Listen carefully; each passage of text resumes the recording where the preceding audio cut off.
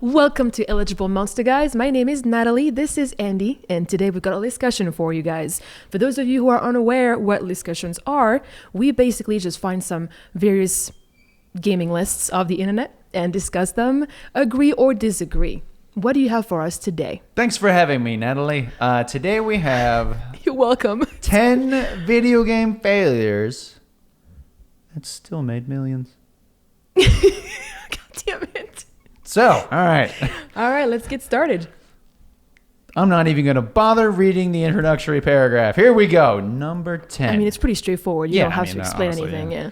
Sometimes there's some shitty games out there that still make a decent amount of money. Shit games, dollars. It's basically it. Number 10. Mm-hmm. I've never once played these games, so I don't know here. No, on this particular game. Right. The NBA 2K18. That's like a yearly release, right? Approximate units sold, 10 million. While the 2K franchise has consistently delivered... I hit a button. Hold on. While the 2K franchise has consistently delivered the best basketball experience around for fans of the game, 2018's effort had so much wrong with it. Right. A lack of longevity in certain modes ensured that boredom soon set in, while certain animations within the game caused serious frustration for online players. That sounds like a rushed game to me. It does. Mm-hmm. The biggest problem in the game, however, was the complete lack of defense on offer due to the blow-by animation within the gameplay, which essentially meant you could sprint past defenders at will to get to the basket. That defeats the purpose of the game, dude. I mean, it's just a speed run at that point. Basically. Who can get to the basket faster? Absolutely. Still, the game moved in excess of 80 million units worldwide as 2K strengthened its grip on the monopoly of the basketball gaming world ahead of EA's NBA Live series. Dude. Have you ever played 2K18? No. Any of the NBA games? Well, actually, I've only played soccer, really. It was way back in the day, though. Fair enough. Like FIFA. That's basically it. I've kind of just, that's not my thing, honestly. It's the same thing every year, you know? It's just different players, right? Is that it? Usually it's like updated rosters and that sort of thing. Yeah. And better graphics. Better gameplay. Yeah. Obviously not with 2K18. But yes, generally speaking, the idea is the gameplay will be better. Number 9. That's how they get you, though. Like, they basically put out games every year. So they're like, well, if the one from the year before was excellent, then surely enough, the next one should be good too. Sorry, go ahead. No, you're good. Number 9, your favorite game. Fallout 76. See, that is the same thing, dude. It's literally getting people that just are aware of what Fallout is. Yeah, pretty much. Yeah. And then they're just like, hey, you know what? We're just trying something new with it. Multiplayer. And you would think that Bethesda knows what the hell they're doing now because they've put out multiple amounts of multiplayer games out there, except this just did not cut it. Approximate units sold, 1.4 million. I mean, I was one of them. Yeah, you were one of them too. I was not. Actually, well, I did not purchase it. You played it here. I played it here. Yeah, you cheated. After 10 minutes, I was like, yep. Yeah. Well, actually, you run into a bug the first 10 minutes. First 10 minutes, I got booted out twice. And I was like, you know what? Done with this game. It's rare that we see Bethesda get it wrong with big game releases. Not currently, but that's fine. But they did just about Wolfenstein, but they did just that when they released Fallout 76 back in 2018. Mm-hmm. Coming off the back of the massive success of Fallout 3 and Fallout 4, which some people do say that Fallout 4 was definitely a step back from Fallout 3. Yes, absolutely. Story-wise, yes. Yes. Mm-hmm. I still say New Vegas was the best, but that was made by Obsidian. That's Obsidian. There was a huge expectation around the release of 76, giving it was going to expand into the online world, which so many games had enjoyed huge success. Which, I mean, people were talking about it for a while. I was like, why don't they do Fallout Online? Right. Like this is why. Unfortunately for fans of the series, Fallout 76 failed across a wide number of gameplay aspects. A lack of non-playable characters within the game was cited in numerous reviews as a big issue.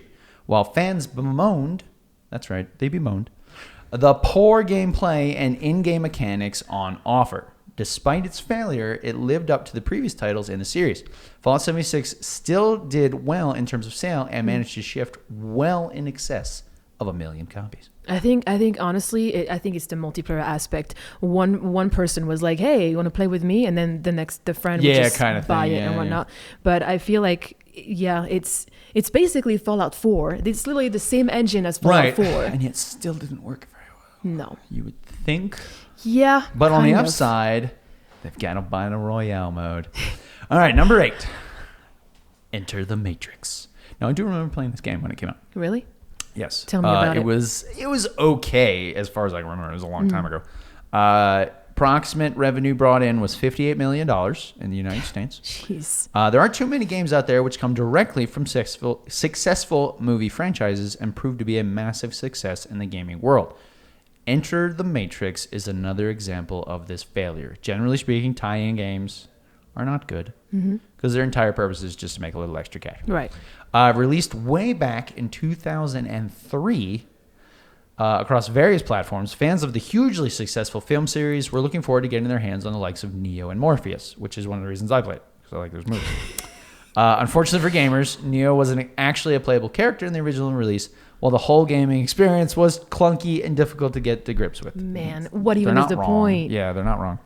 Enter the Matrix is nothing more than a rush job in order to cash in on the popularity of the films. I did purchase it, so I was part of that. Yeah. It showed in the overall gameplay experience for players, but it didn't stop sales flooding in. The game sold well over 4 million units to prove to developers that maybe they did make the right call in terms of monetary value for the game. It might actually make a resurgence because they're coming back with Matrix. And they'll be Enter the Matrix 2. Yeah. And you still won't get to be Neo. Unfortunately. There was another game, Path of the Matrix, which I believe you got to be Neo. Well, there you go. Path of the One, something like that. It was another Matrix game where you got to be Neo. Number 7, I've never played this game. Dan said he had played it. South Park. I've played all of them. I played the Stick of Truths. I've played all of them. This is an earlier game. It's still made by Ubisoft, right? No, it's actually. I don't think so. Yeah, that looks very, very, very old. That's why I don't remember. Never mind. South Park not only sits on this list, but would sit on a lot of people's list of worst games they've ever played. Despite it being a TV sensation, the game struggled to transcend into the console world and was another example of something being rushed out to simply satisfy the masses. It was bizarrely made as a first-person shooter. All right, I definitely didn't play this one. Yeah, absolutely not, no. But proved a spectacular failure of a game across all the systems it was released on.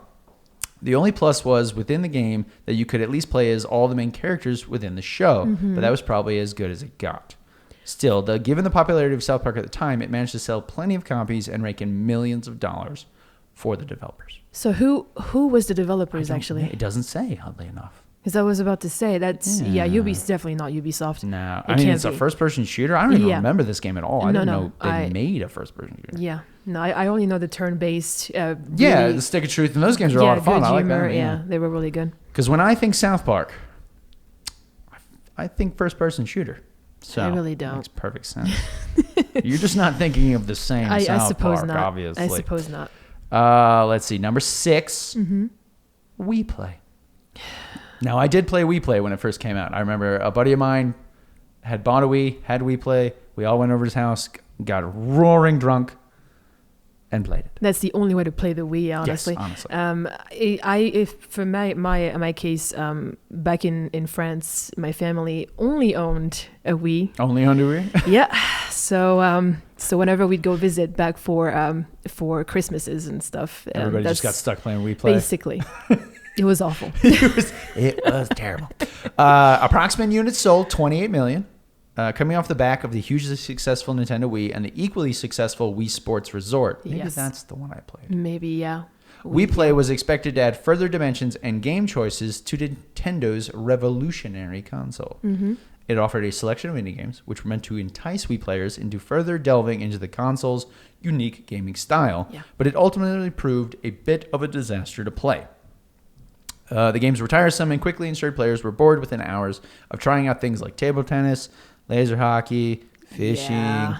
The angling game was particularly depressing. Wow.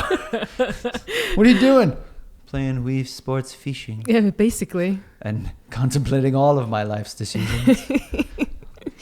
I would recommend the Final Fantasy 15 fishing instead, because you can at least fish Leviathan out. So there's that. I suppose, but can you do it with Wii motion controls? I don't think so. Well, I don't know. See, there's your problem. VR. That's how it all started, though, isn't it? The Wii. I mean, it was kind of revolutionary. I mean, it was, yeah, back the motion then. controls. And then, like, PlayStation tried their version, which didn't work very well. Yeah. Xbox had, what was it, the Kinect or something Yes. like that? That thing Yeah, was a piece Xbox of crap. Kinect, yeah. Yeah. I never got True. it. I honestly never really got into the motion controls. Was not a fan. If there was an option to turn them off, I always did. Yeah. Same. All right, number 5. Mm-hmm. Star Wars Battlefront. I mean, I bought this game for $2 when it was on sale. wasn't it the second one that you bought for $2? You're right, actually. You're right. I didn't play the first one. The Or I first played one the was a first one. disaster, Yeah, it was man. terrible. And then obviously people didn't want to pick up the second one because the first one was Right, yeah. And then I got it for bad one. $2. For $2, it wasn't Destiny. bad. What? Whoa. What happened? I just said that Destiny 2. Oh, Destiny yes, 1 was a yes. disaster, just like Battlefront 1. And then the second one kind of redeemed it. I mean, you would say so. Yeah. At this Well, point. even like the first one, I liked it when I could buy the full game for $40. But no, I didn't buy it when I finished getting it Right, because right, of that reason. right. Yes. So Battlefront 1, Yes. the rebooted Battlefront, not the originals, which were quite good. Wait, there was a rebooted version. Yeah, the ones that came out in 2015 was technically a reboot of the Battlefront games. Approximately Right. units sold 14 million. Yeah, 2015. So do not doubt the power of Star Wars. Yeah, and no, the power of microtransactions, Well, that man. too. 2015 saw the much anticipated release of the latest Star Wars game in the Battlefront series, which I also was very excited for it, and it was crap. Toyota is having the impressive Frostbite engine for the game to run on, and with trailers showing impressive graphics, it did look very pretty. I'll give it that. Absolutely. It was one of the most hyped games of the year. This is true. While there were some things in the game and certain aspects of the game that are pleasing to the eye to avid Star Wars fans, it didn't really capture the attention of non-Star Wars fans or this Star Wars fan. It struggled with a lack of single-player campaign, a huge complaint of mine, while That's true. comparing to market leaders like Call of Duty. The feel of the first-person shooter aspect of the game seems slow and clunky. Also true. Still managed to hit targets and managed well in excess of 10 million sales, Yeah, it's insane. essentially rendering the game a huge commercial success. I mean, to me, Battlefront was just a reskin of Battlefield. That's all it was. Oh yeah, essentially. It is It's just, pretty I mean, much what it was. it's Battlefield with Star Wars elements to it. That's why I never really cared for it. Even I even was like there the day original one. was pretty much the same one. Yeah, yeah. But- Number 4. This is actually a little surprising. Tom Clancy's Ghost Recon Wildlands. I Yeah, I actually think- like this game. Wildlands, Yeah. I've heard mixed reviews on that one. True. So total 15 million sold. Mm-hmm. Disappointing is the word. Let me try that one more time. Mm-hmm, you're fine. Disappointing is the word to sum up the 10th installment in the Ghost Recon series. Mm-hmm. So much was expected of the game when it was previewed initially, while the beta for the game also showed plenty of promises. Gamers were given a glimpse of the open world gameplay that was going to be on offer. It's not the worst game of all time by any means, but clunky controls, yeah, especially when controlling vehicles, and a questionable storyline ensure the game wasn't all it was cracked up to be. Ubisoft did continue to release downloadable content, which they, I think, recently had one come out. Even continuing with this into 2019. I probably just could have kept reading. That's fine.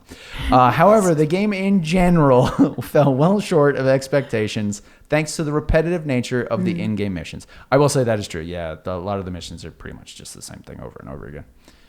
It did sell plenty of copies, though, raking in millions. Once again, as sales eclipsed the 10 million mark with considerable ease. Was it? It was a continuation, right? So people just again assumed that it was going to be good, and This picked was it their up. first open world one, actually. Right, Yeah. open world. The So- new one coming out, Breakpoint, will be kind of a continuation of that idea. Most of the previous Ghost Recon Yikes. games were, the levels themselves were a little bit open, but they were still levels. So you're telling me that this one was the first open world, then Like the next one. Is also going to be open world.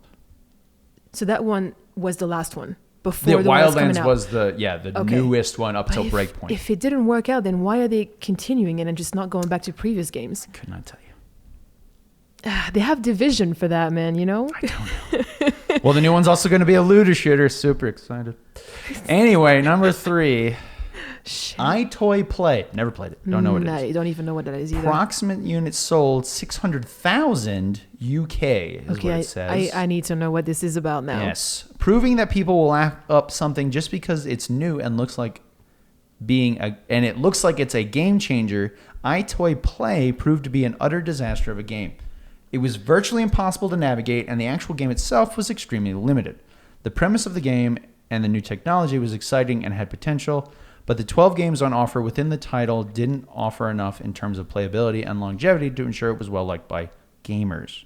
I still don't know what it's for. Yeah. Despite the poor gameplay experience, iToy Play was the first to make use of the video camera facility of the PlayStation 2. Oh, okay. I do remember this when they came out with the camera. Yeah. It was like the little one you put on top. Let's see. Blah, blah, blah, blah, blah. It was the massive sales for Sony. It should be credited in the way of placing a path for the likes of Wii U in the future, but given the expectation and hype surrounding the game, it essentially flopped in every other way. Yeah. It's weird that they only had UK sales on that, though. This is a good one. Number 2. Here we go. Yeah. Anthem. I didn't even let you guess. That's pretty new. Yeah, I mean, you didn't even give me like a second. Jesus. Yeah, no, we don't have time for that crap. Approximate revenue. It's made $100 million apparently as of the time of this, which is a fairly recent article. I really do think it's their push on Twitch. You think so? Yeah, I think so. I don't know. One of the most recently released titles on this list, Anthem, hit stores in February of 2019. Coming from BioWare, Anthem had huge expectations behind it, as it promised to be a mix of massive open world epic where you could roam freely and a third-person shooter, like many other games. Yeah. Publisher Electronic Arts expected it to be one of their standout titles of the year, and they were right, depending on how you want it to stand out. Sadly for them, Anthem's gameplay leaves a lot to be desired. While repetitive storyline and at times a clumsy feel to the whole game left players feeling somewhat disappointed. Somewhat. There's a lot of people that were a lot more vocal about it. Yeah. There were a bunch of articles. Actually, the devs came forward and told people their experience about. Yeah, I was gonna say. I remember they were like, there was a bunch of things where like apparently EA was pushing. EA they even had like they changed the name like with like 2 weeks before E3. Idea what we're doing anymore. Yeah. Regardless of its poor overall feel, Anthem has still raked in the coin, with one report claiming the game has even broken the $100 million mark in the few months following its release. Right. I don't know if I believe that. A lot of times I feel like companies are like, yeah, we're making tons of money. It flopped so hard, man. Yeah. It really did. I mean, when I was watching it, it was definitely popular for maybe like a week. Like when it first came out, I remember that, yeah. That's about it. Number 1, I know you're a big fan. 50 Cent Bulletproof. I know you're a big fan. All right. Approximate revenue, $27 million US. Oh, it's US this time. That's US this time. Capping this list off and fitting with the theme of cashing in while the fire is hot. 50 Cent Bulletproof was a truly woeful game. Never played it. Couldn't. Wait, 50 Cent, is that 50 Cent the rapper? I was about to say, is that the rapper? Are you serious? A third-person shooter, I believe. At one point, he goes to Iraq. How do you know this? I just remember seeing it. Somebody was telling me about it because I worked at GameStop when it came out. Despite having an excellent soundtrack, if rap is your thing, basically. It does specify that. The entire mechanics of the game seemed broken from day one, leading to some utterly terrible gameplay features. 50 Cent was massive at the time of release in 2005, and this was a clear case of developers making some money while Mr. Curtis Jackson was at his peak. I never played Kentucky. I had no idea you had a game, to be honest with you. I didn't either. Well, no, I didn't know, obviously. Bulletproof had countless flaws within the actual game, and despite telling a story which wasn't the worst we've ever seen in the gaming world, it proved a waste of time to try and play for most people. Despite being a poor game on the whole, the game paid off financially as it sold well in excess of 1 million copies to ultimately bring in a huge revenue stream. I feel like most of those game sales is just people telling others, just pick it up. It's so bad. You have to experience it. It's so bad. I mean, it's you possible, you have to I don't play know if I would spend $60 on a game that you were like, dude, this game is awful. Just go spend the $60 and then just return it. I mean, like what you did. Return You just pick and choose what games you absolutely have to return within the next 2 days. Yeah, that's so. And that's our stuff. That's insane. I mean, I do agree with the ones that I know about for sure. Right. Yes. Yeah. Yeah. I can't believe Quiet Man did not make I mean, technically, but did it sell? It didn't sell. Is well. the problem? Right. Yeah. I'm trying to think of like games that are super stupid popular that sell well that I don't particularly care for or think are crap. And I can't think of any off the top of my head. They're out there, trust me. Yeah, absolutely. But usually I don't like a game because it's not my type of game. Right. It's not usually because I'm like, oh, the game is awful. I don't know why you keep playing it. I don't know why people keep buying it's it. It's just a train wreck. Yeah. It's just like a car wreck on the side of the road. You can't. Yeah, you can't not look. You have to spend your $60. Yeah, basically. Well, thank you so much for going over this list with us. That's what I'm here for. You guys can tell us what you think in the comments down below, if you agree or disagree, and if you've got some of them, some games that you can think of that were not on this list. You can find Andy on Instagram at 4amtheND, and you can find myself on Twitter or Twitch at SaudicoCandy. Thank you so much, guys. See you soon. Bye.